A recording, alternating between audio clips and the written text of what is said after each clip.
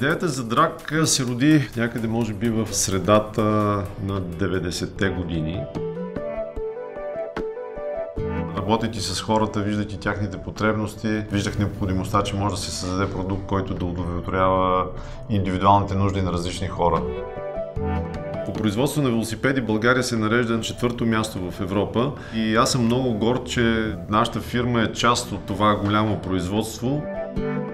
Тази година цифрата, която ще се произведе в България е почти 1 милион велосипеда. Над 95% заминават за чужбина.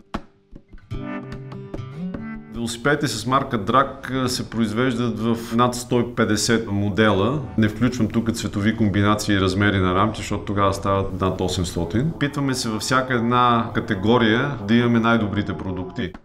В момента имаме 11 магазина в България, които носят марката Dragzone. Нашите велосипеди се изнасят за над 20 държави в Европа и извън Европа. Нашата фирма е официален доставчик на Европейската федерация по колездене. 3 години купата на Франция се казва Coupe de France Drag Bicycles.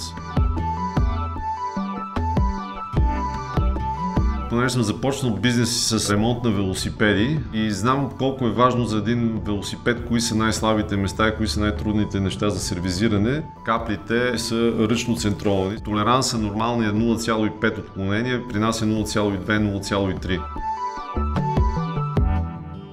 Ключетата, които използваме, са специална поръчка и се изработват в Псковския завод за хеликоптери. Стоманата, когато се използва, е уникална. Всеки един наш служител, който центрова капли или механик, той го получава срещу подпис този ключ и буквално няма стойност това нещо.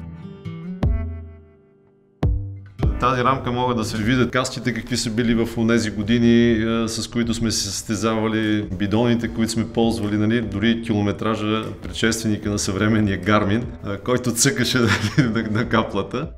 Така че това са така носталгични неща, но много хора ги гледат с интерес. Смятам, че е полезно така за хората да сравнат миналото с сегашното и да могат да се мотивират, да оценяват това, което им е дадено от природата, че всеки един може да се качи на велосипеда, си достави страхотно удоволствие. И това е нашата цел всъщност, да направим хората щастливи. За добрия работен автомобил е изключително важно да е прост и да е надежен. В нашата фирма повечето ни автомобили са Volkswagen. Имаме кади, имаме крафтери. Изключително надежни автомобили, не са с ненужни екстри и пудри. За мен това е изключително важна функцията на продукта.